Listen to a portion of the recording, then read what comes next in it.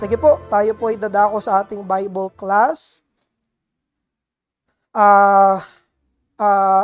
Ito na yung next series natin ang pagtuturo.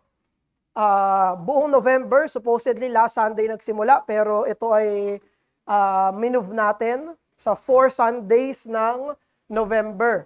Ang pag-aaralan natin ay ano yung tinuturo ng Bible tungkol sa buhay pagkatapos ng kamatayan. 2 lectures. What is intermediate state? Next Lord's Day, what is not the intermediate state?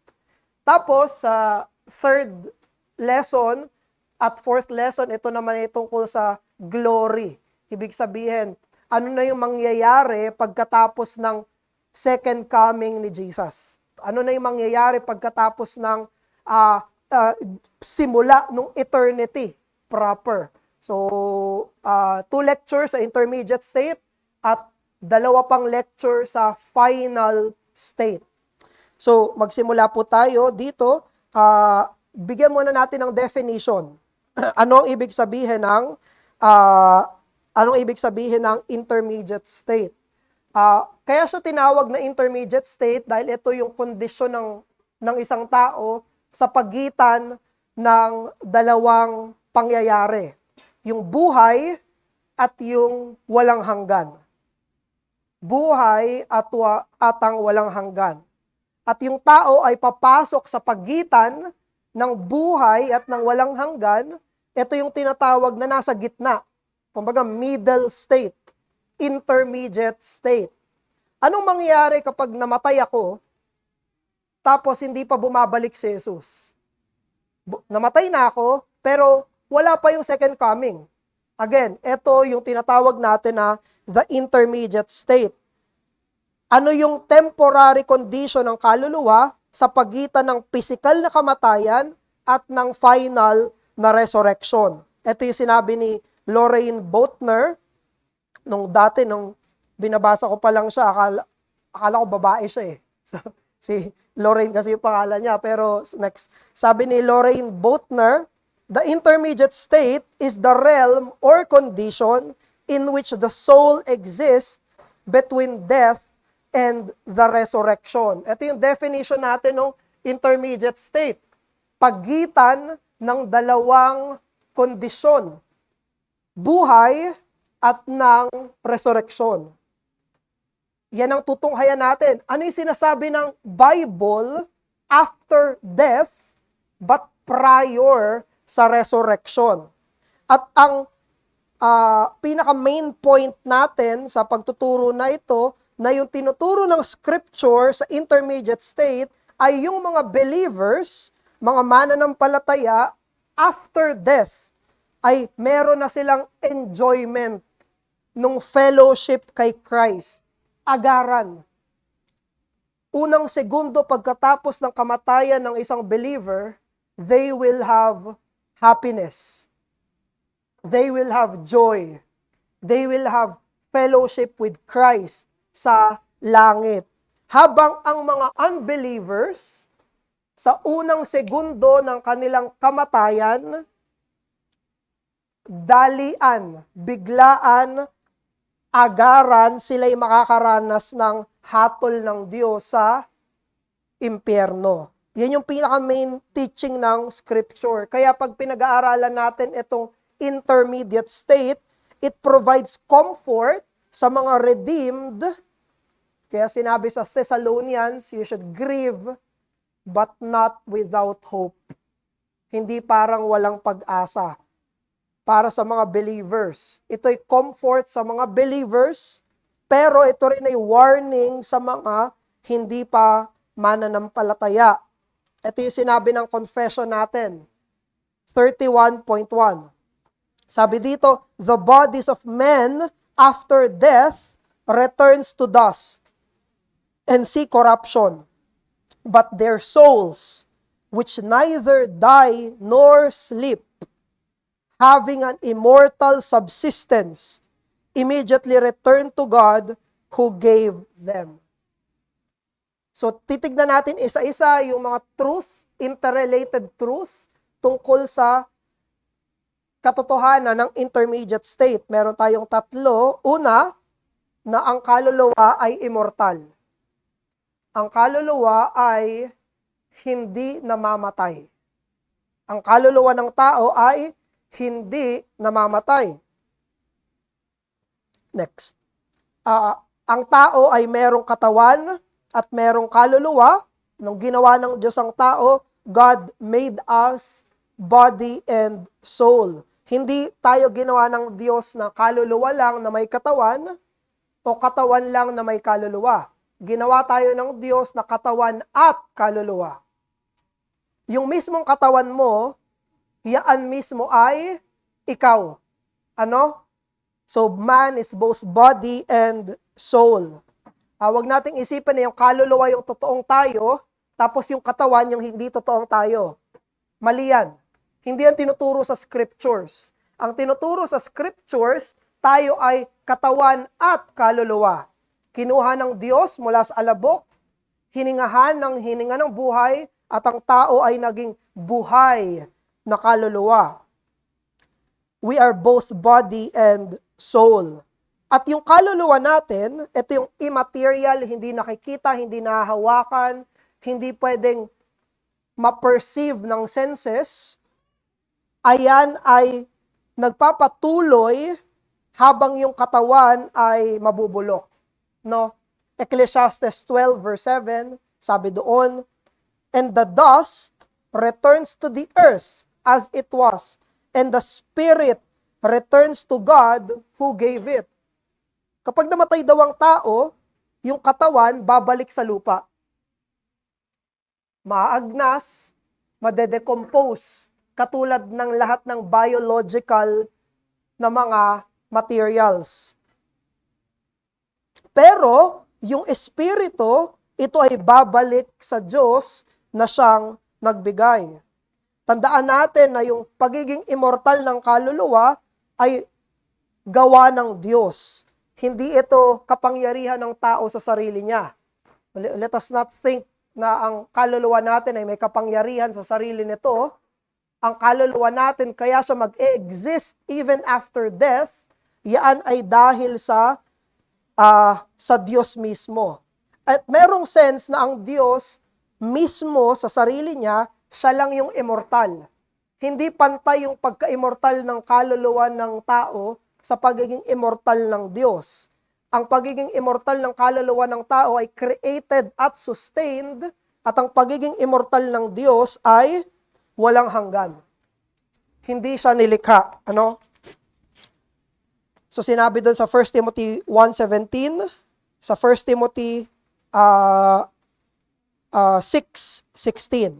Pangalawang truth, pagpapatuloy ng buhay pagkatapos sa kamatayan. Nangako si Jesus sa magnanakaw na nagsisi, sabi niya, today, you will be with me in paradise. Ngayon din, makakasama mo ako sa paraiso. Sabi ni Jesus, mamamatay na sila, pero yun yung pangako ng Panginoong Jesus. Now, merong mga hindi naniniwala na magko-continue yung kaluluwa after death, katulad ng mga Jehovah's Witness. No? So dito, inano nila, inalis nila yung nilagyan nila ng punctuation sa kanilang New World Translation. Etong Luke 23, sabi nila, truly I say to you today, quote, you shall be with me in paradise. Kasi kailangan nilang i-accommodate yung kanilang doctrine, at ang binabago nila ay ang scripture. Ano?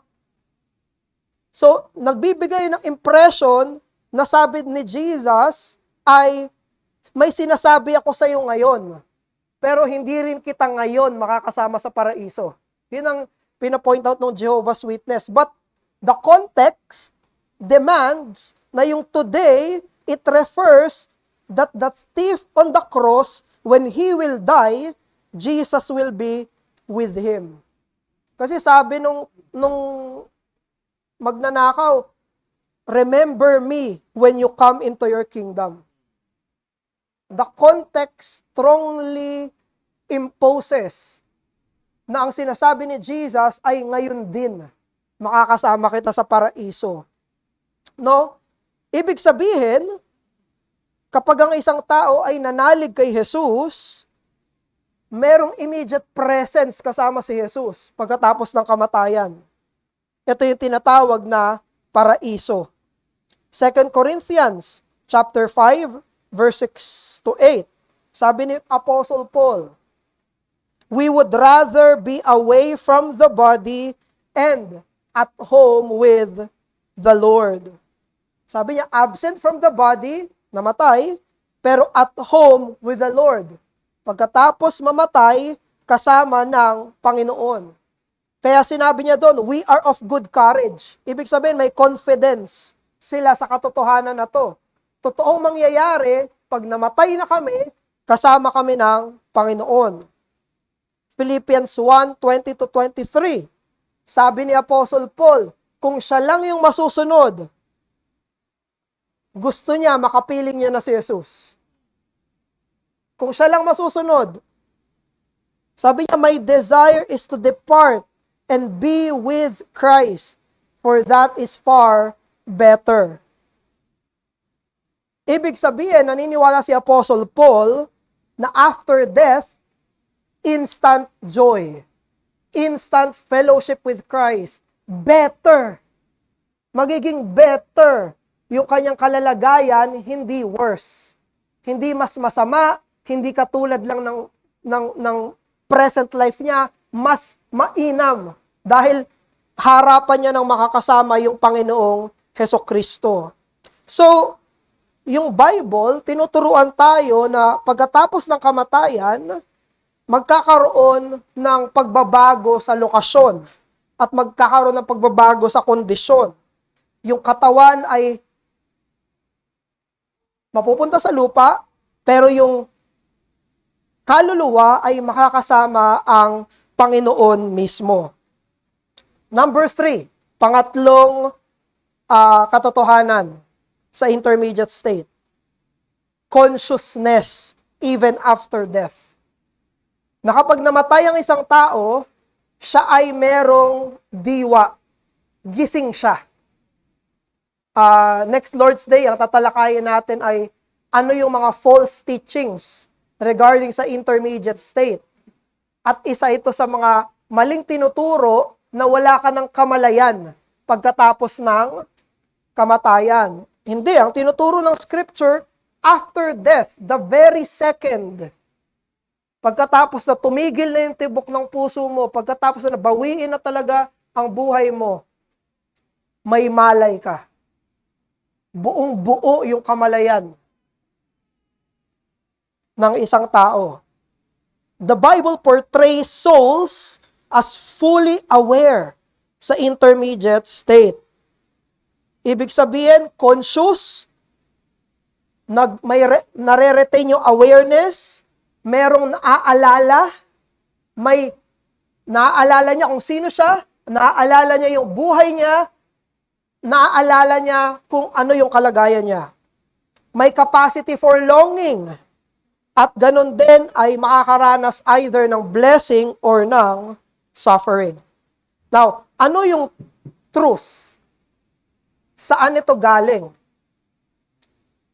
Pag pinansin nyo sa Luke chapter 16, 19-31, yung rich man and Lazarus, na pinagdedebatihan kung parable ba siya o true to life na kwento ni Jesus. Pero, doon sa Luke 16, 19-31, nagbigay si Jesus ng very vivid explanation na merong buhay pagkatapos ng kamatayan at very conscious yung mga namatay. No? Sino sila? Si Abraham saka si Lazarus, pinangalanan. May mayaman. Yung isa nasa Abraham's bosom. Yung isa naman ay nasa Hades. Yung isa ay galing sa mayaman na pamilya. Yung isa na mayaman ay re-request kay Abraham na warningan yung mga buhay niya pang kapatid. Naaalala niya kung sino siya. Naaalala niya na may kapatid siya. Naaalala niya kung saan siya galing. At merong totoong moral consequences. Yung isa ay sa kapahamakan, yung isa ay nasa kapayapaan. Yung turo ni Jesus sa rich man and Lazarus na kinuwento niya, tinuturo nito na mayroong reversal of fortunes. Tinuturo nito na dulo na oportunidad ay yung buhay dito. Wala na opportunity after death. Ang opportunity ay nandito sa buhay na to. At merong pagtutuloy-tuloy ng katauhan maging pagkatapos ng kamatayan. Isipin nyo, si Lazarus sa kayo mayaman, pareho sila nagsasalita. May naaalala. Yung mayaman nakakaranas ng uhaw. Nakakaranas siya ng sakit. Nakakaranas siya ng regret. Alam niya kung ano yung nangyayari. Si Abraham, alam niya rin na hindi pwedeng maglipatan.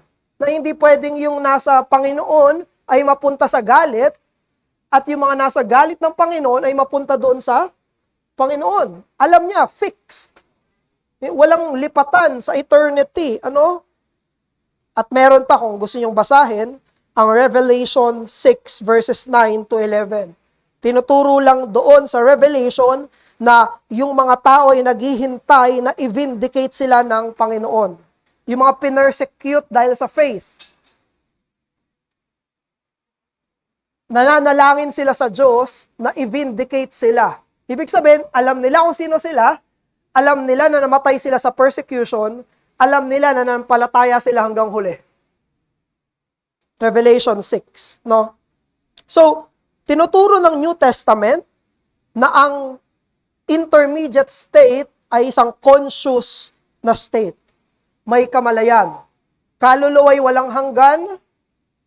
Ano ba yung pangalawa? Tutuloy-tuloy yung pag-iral. At pangatlo, may kamalayan pagkatapos ng kamatayan. Now, let's look at the two places specifically. Dalawang lugar kung saan pupunta yung mga tao. Sabi sa Confession 31.1, the souls of the righteous, being then made perfect in holiness, are received into paradise, where they are with Christ, and behold the face of God in light and glory, waiting for the full redemption of their bodies. So, yun yung mga souls na redeemed. And the souls of the wicked are cast into hell, where they remain in torment and utter darkness, reserved to the judgment of the great day. Now, ito yung sinabi ng confession, dinescribe na, di ba? Place para sa mga redeemed, place para sa hindi redeemed. Now, kinlarify ng confession. Besides these two places, for the soul separated from their bodies, the Scripture acknowledgeth none. Labas sa dalawang lugar na to, wala nang ibang lugar na pupuntahan ang namatay. Walang purgatorio, walang pupunta at magagala pa sa daigdig. Dalawa lang, pupuntahan. Ang pupuntahan ay langit, kasama ni Kristo, o impyerno, hiwalay sa kapayapaan ni Kristo. Wala nang gitna, walang kahit ano sa pagitan ng dalawang iyon. Now, let's look at each. Una, yung torment ng mga wicked. Next. Yung torment ng mga wicked. Alalahanin natin na yung mga unbelievers na namatay, they're outside of Christ, they die in their sins, sila ay may kaluluwang nagpapatuloy, sila ay mabubuhay, immortal na kaluluwa, at sila ay conscious sa kanilang kahihinatnan. No? Sa Luke 16 verse 19 to 31, may consciousness sa suffering yung rich man. At alam niya na hiwalay siya sa kapayapaan mismo ng Diyos. Sa impyerno, yung tao na mapupunta doon, siya rin yung namatay. Siya mismo yun. Hindi siya mag-iiba. He is the same moral agent. At mararanasan niya kung ano yung appropriate consequence ng kanyang relasyon sa Diyos. But wait, hindi pa yan yung final. Hindi ayan ang final. Ano? Maging yung mga tao na nasa impyerno ay naghihintay pa nung final judgment ng Panginoon, kung saan mangyayari pagkatapos ng pagparito ni Jesus at bibigyan sila ng resurrected na mga katawan. Again, this will be our topic sa third lesson, fourth lesson. Pero intermediate state ito. Pagkatapos ng kamatayan, ito yung kahihinatnan. Pagdating ni Jesus, ito na yung walang hanggan. Pagdating ni Jesus, ang lahat ng mga mananampalataya at hindi mananampalataya ay bibigyan ng resurrection. And even those who are in hell will be given a resurrected body. But a body that is fit for judgment. Higit pa. So isipin natin yon. Sobrang tindi na ng kanilang pagdurusa na nararapat dahil sila'y hiwalay kay Jesus. Pero meron pang higit dahil wala pa silang katawan.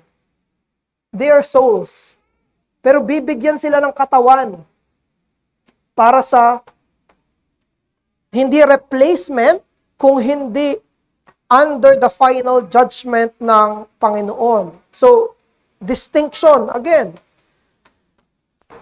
Yung intermediate state, hindi pa yan yung final state. Ibig sabihin, yung kanilang punishment ngayon ay hindi pa kompleto. Naghihintay pa yung kompletong kaparusahan sa kanila sa walang hanggan. Hiwalay sa Panginoong Jesus. Ano yung application nito sa atin? Ibig sabihin, dapat makita natin kung gaano kaseryoso yung kasalanan at gaano ka-urgent yung evangelism. Kung gaano ka-urgent yung ating pag-ebanghelyo, pananalangin para sa mga taong wala pa kay Jesus. Huwag nating hintayin na sila ay bedridden. Hihintayin pa natin na nasa deathbed na bago natin sila ipanalangin o abutin. Ano? Habang malakas pa, habang buhay pa, habang nakakapag-isip pa, ay abutin na natin sila at dalhin sa Panginoon. May mga narinig nga ako na pagtuturo, di ba, na the Lord Jesus talked more about hell than any other topic in the 4 books, Matthew, Mark, Luke, John. Mas marami siyang salita tungkol sa impyerno kaysa sa kahit anong topic sa bagong tipan. Ito ay panawagan sa kaseryosohan, sa kasalanan, at urgency ng mga wala pa kay Christ. Ano? Pero paano naman yung mga blessedness ng righteous? Sila ng mga mananampalataya. Yung mga mananampalataya, sila'y namatay hindi sa kasalanan, namatay sila sa pananalig. Namatay sila na kumakapit sa Panginoong Jesus. At siya yung tanggulan nila. Sila ay pupunta sa langit sa presensya ng umakyat na Jesus. At ma-enjoy nila yung glory agad. No? So, isipin yun, unang segundo ng mga unbelievers, hell. At unang segundo ng mga mananampalataya, joy and eternal and happiness. Tandaan natin na Luke 23:43, 2 Corinthians 5:8, Philippians 1:23, yung mga text na to nagtuturo na yung believers, diretso agad kay Christ. They will enjoy fellowship with Christ. Mawawala na yung burden nila sa kasalanan. Wala nang kasalanan pagkatapos mamatay. No? Isa sa greatest joy ng believer ay mawala na yung kanyang kasalanan. Isa sa pinakapagdurusa ng believer ay nagkakasala pa siya. Ang iniiyak ng believer ay yung kasalanan niya. Ang iniinda ng believer ay nalalabag niya pa yung batas ng Diyos. Pagdating dito, wala na. Wala nang hindrance sa kanyang fellowship sa Diyos. Kaya punong-puno ng kasiyahan. At etong heaven na ito ay foretaste ng final glory. No? Patikim ito nung walang hanggan lalo na new heavens at new earth. Dito, sa langit, ay consciously na pupurihin ang Diyos. Consciously na may fellowship sa Diyos. It will be a purposeful existence. Ano? Pero katulad nung hell, etong heaven na ito ay intermediate state. Ibig sabihin, pansamantala. Hindi siya ang pangwalang hanggan. Ito ay habang hindi pa dumarating yung second coming ni Christ. Even sila na mga nasa langit ay naghihintay ng final consummation. Wala pa silang katawan. Yung mga kapatid natin na nakay Jesus sa langit na, they are waiting for that day kung saan they will be fully vindicated and receive the resurrected and redeemed body to enter the new heavens and the new earth. So, pansinin ninyo, kung gaano ka worse sa unbeliever, nagdurusa na sila tapos may paparating pa. Yung mga believer, sobrang saya na nila sa kapiling ni Jesus, tapos meron pa na higit. Kaya pinakahihintay nila yung dulo ng panahon.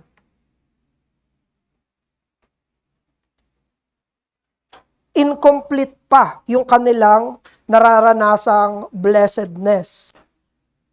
Pero application na ito ay real comfort ito sa atin bilang mga mananampalataya. Believers who die are with Christ. Kasama na nila si Jesus. Malungkot dahil ang kamatayan ay kaaway, ang kamatayan ay totoong resulta ng pagbagsak ng tao sa Genesis 3. Totoo yun, mawawalay sila sa atin sa temporary world na ito, pero hindi hopeless. Bakit? Kasi kapilang na nila si Christ.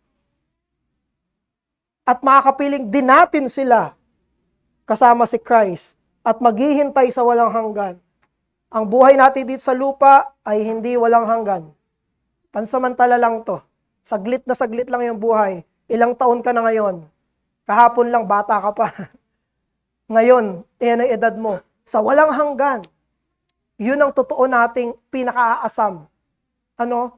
Yung eternal glory and even during this intermediate state. So, basahin nyo na lang yung sinabi ni Wayne Grudem sa purpose ng death sa isang sa Christian life. Sabi ni Wayne, wala dyan. Sabi ni Wayne Grudem, ang kamatayan ay hindi parusa sa believers. Ang kamatayan ay final outcome ng pagbagsak ng mundo. Ginagamit ng Diyos yung karanasan ng kamatayan para makompleto ang ating sanctification. Ang karanasan ng kamatayan ay nagkokompleto sa ating pakikipag-isa kay Jesus. Ang pagsunod natin sa Diyos ay mas importante kaysa sa pagpreserba ng sarili nating buhay. Pagsunod sa Diyos ay mas importante kaysa sa pagpreserba natin sa ating buhay. So you can look at that sa kanyang systematic theology. Now, ito yung pinaka-last. Pag kinompare natin yung eternal state, yung final state sa intermediate state, ito yung ma-deduce natin. Una, na ang final hope ng believer ay hindi after death. ang final hope ng believer ay yung second coming ni Christ. Kaya mapapansin nyo sa New Testament, hindi sinasabi ng believer sa New Testament, gusto ko na mamatay. Ang palaging sinasabi sa New Testament, Maranatha. Come Lord Jesus. Gusto ng believer, madatnan siya ni Jesus habang siya'y buhay. Nung sinabi ni Apostle Peter sa Philippians chapter 1, na it is better to be with Christ, ay dahil talagang mamamatay na siya nun eh. Talagang nasa kulungan na siya nun. Pero kung wala siya sa kulungan, sasabihin din ni Apostle Paul, Maranatha. No? Sa Corinthians, sinabi ni Apostle Paul yung Maranatha. Si Apostle John, sabi niya sa Revelation, Maranatha. Dumating na ang Panginoong Jesus. Ang final hope ng believer ay hindi after death. Ang final hope ng believer ay ang second coming ni Christ. Pero, even hindi yun ang final hope natin, meron pa rin tayong hope after death. Dahil dito sa pansamantalang kalalagayan ng mga mananampalataya, even before the second advent of Christ. So, sabi ni Stafford Carson, sa The Intermediate State, sabi niya, the biblical data does not answer all our questions about the intermediate state. But what the Bible says should be enough for us. That is because the intermediate state is not the focus, the main focus of Scripture. Rather, the Bible's emphasis is on the great climax of history when Jesus returns to resurrect and judge all people and restore all things. Yung sinabi ni Carson dito, ni Stafford Carson, na kaya mas marami yung text regarding sa final state. Mas marami yung text regarding sa second coming ni Christ. Kasi yun ang pinaka-main focus ng Scripture. Hindi yung intermediate state. Kasi saglit lang yun. Ito yun ay pansamantala lamang. And that should be enough for us. Ang pinaka-hope natin ay ang pagdating ni Christ, kung saan bubuhayin niya ang lahat ng merong resurrected bodies. So, dito nagtatapos yung ating Bible class. Again, next Lord's Day, ang tutalakayin natin, what it is not. Ano yung mga hindi tinuturo ng Bible tungkol sa after death. Sige po, any comment or any question?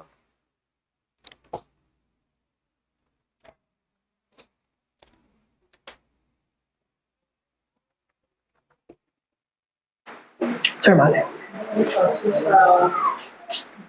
Sa moral natin, aware sila na conscious pa sila. So parang Facebook totoo ba yung sinasabi na nakikita pa nila tayo ngayon? Oo. Yung mga namatay na nakikita nila yung halil sa buhay. Oo. Ngayon ang tawag ko, Pastor.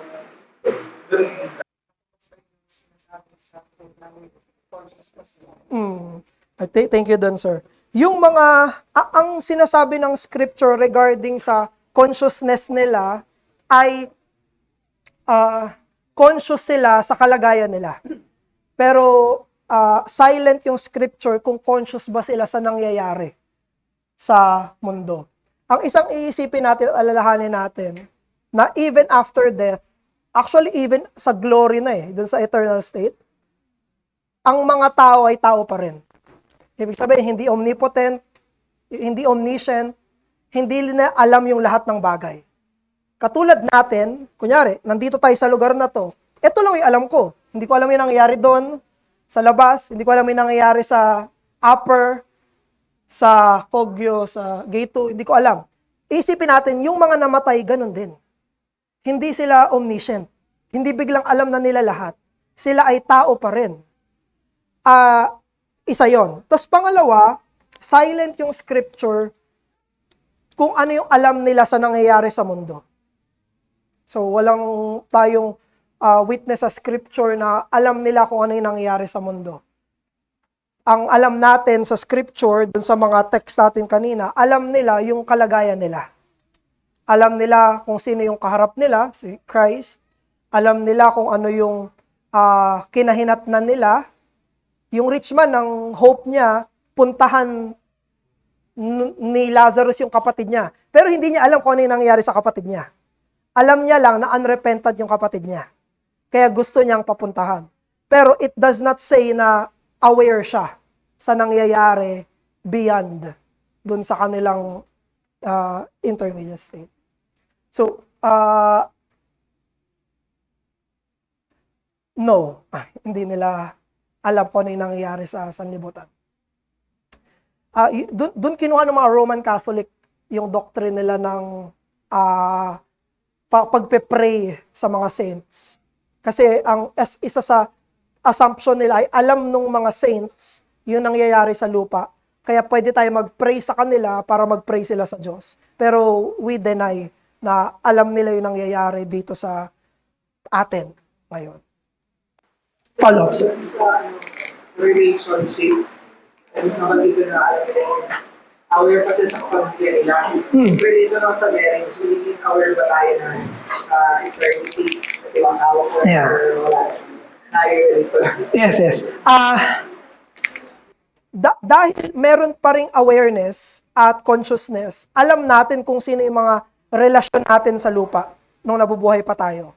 Katulad ng rich man, alam niya pa rin na may mga kapatid siya. So tayo, pag nasa glory na, tayo mga believers, alam natin, kunyari, nasa heaven na, alam ko pa rin na si Lori yung naging wife ko. Pero, hindi na kami mag-asawa. Pero alam ko na naging asawa ko siya habang nandito pa sa temporal state. So, hindi mawawala yon. Ang mawawala ay yung pagiging binding ng covenant na yon, pero hindi mawawala yung memory na meron tayo sa lupa. So doon, magkakapatid na yung mga mananampalataya.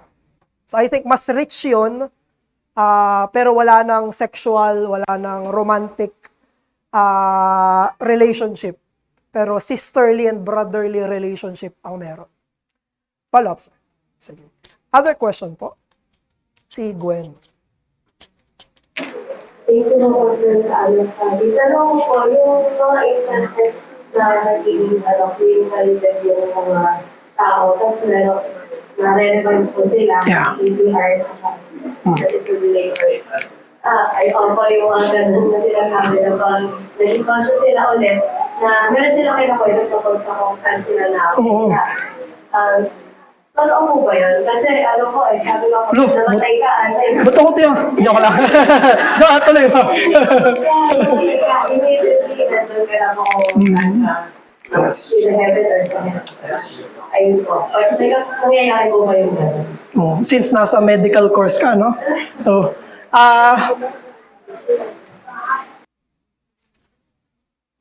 bago natin sagutin, ang unang dapat nating alalahanin, yung kalagayan ng tao sa kamatayan ay hawak ng Panginoon. So, hindi siya nangyayari parang automatic, namatay ka, biglang pupunta ka doon. Yun ay nasa kamay ng Diyos. Kung mamamatay ka na ba talaga, hindi pa, siya ang may hawak nun. So, hindi yun parang automatic na clinically dead, dapat yung kaluluwa nandun na ha. Walang rule na ganon. Nasa kamay ng Panginoon. Kung talagang totoong namatay na yung tao, siya ay totoong pupunta na sa intermediate state. Pero kung totoong hindi pa namatay yung tao, kahit na clinically dead yung pag-identify, hindi pa siya pupunta doon. Kahit saan sa intermediate state. Kaya yung ibang mga theologians, ang tawag nila kay sa daughter ni Jairus, yung niresurrect ni Christ, saka kay Lazarus, ang tawag nila ay resuscitation. Yun ang term nila doon sa kanila, mga resuscitation. So, ina-acknowledge yung ibang theologians na hindi napunta yung kaluluwa ng batang babae at ni Lazarus sa intermediate state.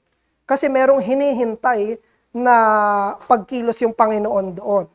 Now, yun yung position ng ibang theologians. Now, papaano naman yung mga nagkikwento?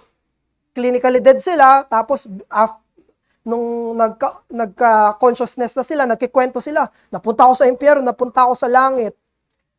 Very interesting, bakit wala tayong makita sa Bible na ganong kwento? Doon sa mga Jairus' daughter, kay Lazarus. Bakit nung Bakit silent yung, di ba napaka big deal nun? Napaka talagang sobrang mysterious nung intermediate state. Hindi ba yun yung ipagtatatanong ng mga tao kay Lazarus, nung ipagkikikwento ni Lazarus, pero bakit wala tayong information doon regarding sa intermediate state? Pero bakit ngayon, sa panahon natin, bakit ang dami? So, it's a question to ask, no? Hindi automatic na walang kapangyarihan ng Diyos, bigla na lang pupunta sila doon. At isa pa, one more thing, ay ito yung sinabi ni Abraham sa rich man. Sabi ng rich man kay Abraham, Father Abraham, ipadala mo naman si Lazarus sa mga kapatid ko para mabigyan sila ng warning. Para mag-repent sila. Anong sabi ni Abraham? Sabi ni Abraham, unless they hear Moses and the prophets, they will not believe. Yung Moses and the prophets doon, ibig sabihin Old Testament. Ibig sabihin Bible. Kay Abraham mismo galing. Kung hindi sila maniniwala sa Bible, hindi sila maniniwala kahit may mabuhay mula sa patay. At yung mga nagsasabi ng ganon, isa yun sa ano nila, gusto nila maniwala sa hell yung mga tao, gusto nila maniwala sa heaven yung tao, pero Bible mismo magsabi, hindi kailangan ng tao ng may mabuhay na tao mula sa patay at magkwento. Ang kailangan nila Bible. Ang kailangan nilang paniwalaan Scripture. Ang Scripture ay sapat. Kapag hindi pinaniwalaan ng Scripture, walang kahit anong ebidensya. Sabi mismo ni Abraham, nakwento mismo ni Jesus, if they will not hear Moses and the prophets, they will not believe. So, anong masasabi natin doon sa mga nagkikwento nun? Ewan ko. Hindi ba sobrang dami ng hallucinations na nangyayari kapag mataas pa lang lagnat mo, nagdideliryo ka na eh. Kung ano na naisip mo eh. Ano na imagine mo. Hindi ba yun possible sa mga nandun sa ganong estado? Kapag mamamatay ka na, hindi totoo na parang sobrang clear ng lahat. Diba? Very halo-halo yung mga naiisip ng tao. Kaya habang malinaw pa yung pag-iisip, kailangan isipin na natin yung pinakamahalaga. No? So, we would doubt yung testimony ng experience kaysa sa Scripture. Tapos, sino ba yun yung may bata na napunta daw sa heaven? Tapos gumawa ng book? Heaven is real? Nung tumanda yung batang yun, nag-confess siya na hindi daw totoo yun. Na sinabihan lang daw siya. Tatay niya ba? Sinabihan lang siya ng tatay niya kung ano yung sasabihin. Total fake. Para lang maging controversial. May libro pa. So, ayun.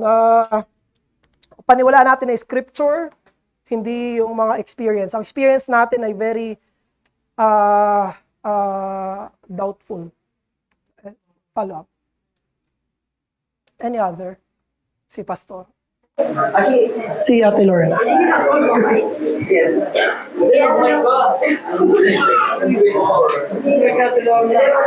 May nabasa po kasi ako na di ba po, pagka second coming na ni Jesus Christ, yung mga believer, isusunod niya. Paano kung yung isang namatay, hindi pa siya namamatay, pero believer siya. Ano yung bad po ba nung totoong believer na yung nakita po na ng second coming ni Jesus? Di ba pagka second judgment, nabibigyan na tayo ng glorified body? Yes.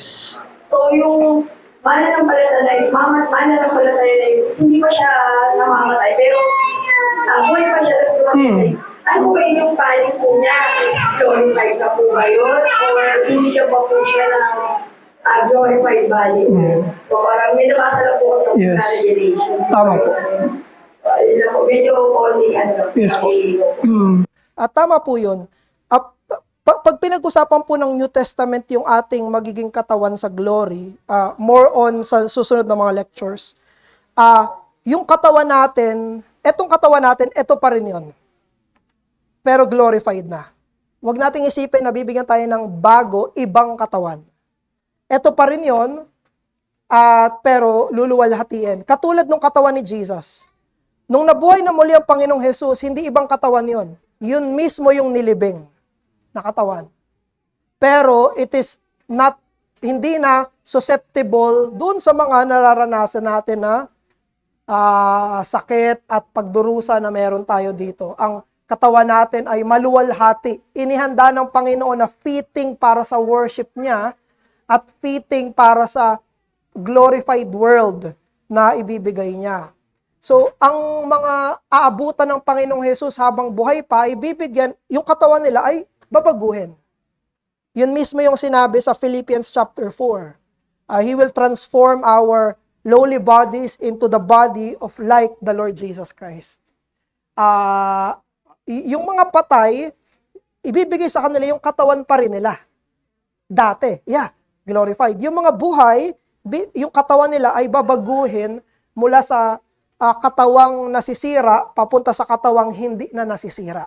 So, kaya pareho yung mga nasa langit, hinihintay pa rin nila yung second coming, yung mga nasa lupa, pareho sila ng sinasabi, Maranatha. Iisa sila ng confession, Maranatha. More on po sa susunod na mga lectures. Pass. Comment.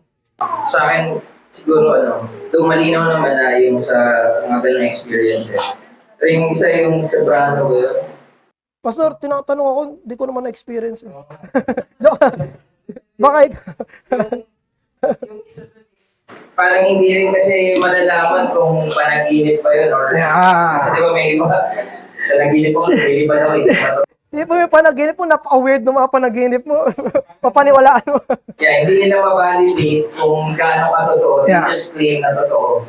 Pero ang problematic nga, taliwas na sa scripture. Like for example, one of their testimonies that pagpunta sila sa hell, yung mga demons daw ay pinapahirapan yung mga kaluluwa doon. Even speaking yung mga prominent like Pope John Paul, etc., Michael Jackson, etc.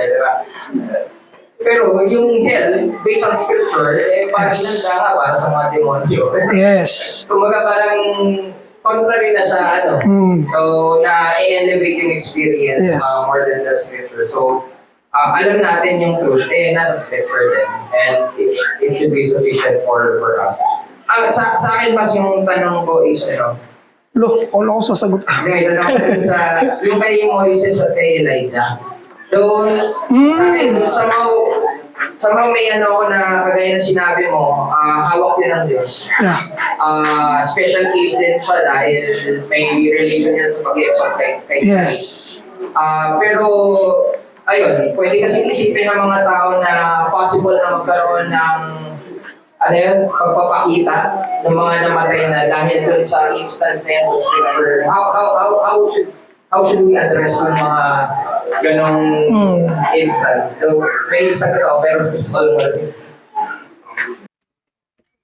So, yung nagpakita si Elijah sa si Moses kay Christ at transfiguration, pwedeng gamitin ng mga tao at sabihin na, kita mo, pwede palang magpakita yung mga namatay na sa mga nabubuhay.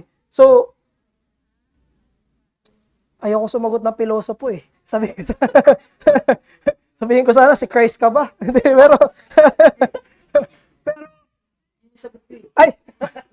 pero ang ordinary talaga na dapat nating isipin, hindi lahat ng narrative ay normative. Hindi lahat ng narrative ay normative. Yung mga nangyari, ikinuwento sa scripture, ay ituturing natin na tuloy-tuloy na siya dapat na nangyayari. Isang beses lang natin nakita yon at nangyari lang yon sa redemptive event para humantong dun sa final sacrifice ni Christ sa cross. So, very special event siya para bilang pantulong dun sa pinaka-importante, yung kamatayan ni Jesus. So, hindi siya normal na nangyayari ng bara-bara lang. Hindi yun kapangyarihan ni Moses, hindi yung kapangyarihan ni Elijah. Actually, Si Pete, sagutin ko muna to. Actually, di ba nung sa Transfiguration, si Christ, si Moses, Elijah, tapos yung aantok-antok na si Peter, anong sabi ni Peter? Lord, gusto ko kayong gawa ng 3 ng tolda. Peter missed the point. Ang focus ni Peter, yung mga kasama ni Jesus. Ang focus nga ng mga kasama ni Jesus, si Jesus. So kapag ginamit natin yung text na yon para patunayan na mayroon pa rin kaluluwa dito, katulad ni Peter, they miss the point. Ang point ng Transfiguration ay si Christ, hindi yung kasama niya. So parang we will commit the same mistake ni Peter, na tinaas yung mga kasama ni Christ, imbis na siya. Siya yung na-transfigure, hindi naman yung dalawa eh. Yung dalawang kasama niya nandun para kay Christ. So pag iniisip, pag ginamit nila na, tignan mo, wag mong gayahin si Peter. Yan yung ginawa ni Peter. Nag-focus siya dun sa dalawa, hindi dun sa Panginoon. Naisip ko lang. Suddenly. Hindi niya tinawag ng multo, no? Next Sunday, yan ang pag-usapan natin.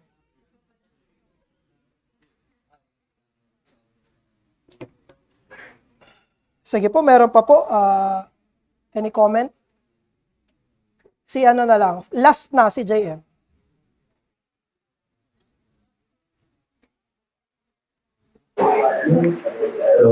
Question ko kasi about dun sa kay Jesus na nagpa-pass po siya sa mall. Then 2019 yung parang lock yung door, tapos ipapasok po siya. Parang, may mga nabasa ko na parang verified natin. Pero hindi ko alam. So, explanation ng this. Parang nasa street ko na ganun ba tayo kung nasa verified? Sige. So, John 20 verse. 19.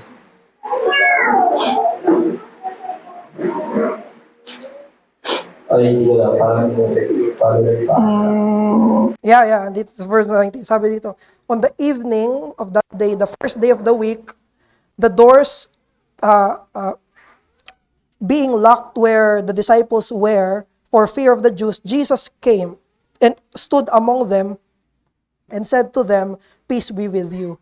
So, dahil sa glory, tayo ay magiging katulad ni Christ sa kanyang body. Isa ito sa mga tinitignan ng mga text kung ano yung magiging uri ng katawan natin. Kasi sabi sa Philippians, we will have the body like Christ. So, yung katawan ba ni Jesus dito ay katulad sinabi dito na tumatago sa pader, ganun ba yung mga magiging body natin. Merong 3 pananaw dito. So, yung una, directly yes. Sabihin nila yes. Yung katawan ni Christ ay hindi na katulad dati na hindi na very limited katulad nung birth niya hanggang death. Una yon. Pangalawa, na explanation ay hindi sinasabi daw ng text na ito na tumago si Jesus. Ang sinabi lang sa text ay nakasarado yung pinto, tapos pagtingin nila, nandun na si Christ. So, walang direct na sinabi na tumago siya. Ang sinabi lang, pagtingin nila, nandun na siya. So, pero may assumption sa unang view na they assumed na yun yung nangyari. Pero walang sinabi sa text. Pangatlo, pwedeng totoong nangyari ito, pero special ito sa Panginoong Jesus. For the sake nung kanyang pananatili dito sa lupa, noong 40 days, no? Noong 40 days na, baka malaglag ka. Yung 40 days na nandito si Jesus. By the way, after nag-resurrect si Jesus, 40 days siya na nandito bago siya umakyat sa langit. Doon ang galing yung mga, ano yun? Paniniwala na yung kaluluwa daw ay nananatili sa lupa ng 40 days. Mali yun. Kasi si Christ, hindi siya kaluluwa, na buhay na siya. Resurrected body. Tapos tinuruan niya yung mga disciples. Pero yung paniniwala, kaluluwa daw yung nananatili. Mali yun, ano?